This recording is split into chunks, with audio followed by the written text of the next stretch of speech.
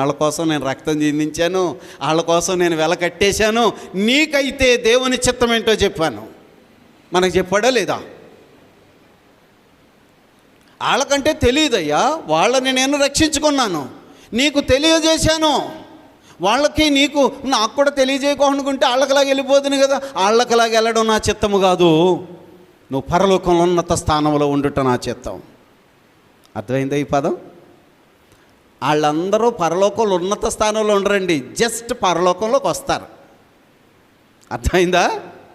కానీ మనకు దేవుని చిత్తమును నేర్పించి ఈ చిత్తము చేయుటలో ఎన్నో శ్రమలు, ఎన్నో కష్టాలు, ఎన్నో ఇబ్బందులలో గుండా మనల్ని నడిపించి మనకు నేర్పించుచున్న ఉద్దేశం ఏంటో తెలుసా? పరలోకములో ఉండుట మాత్రమే కాదు, ఉన్నత స్థానములో ఉండుట కొరకు దేవుడు మనలను ఏర్పరచుకున్నాడు. ధన్యులమా కాదా?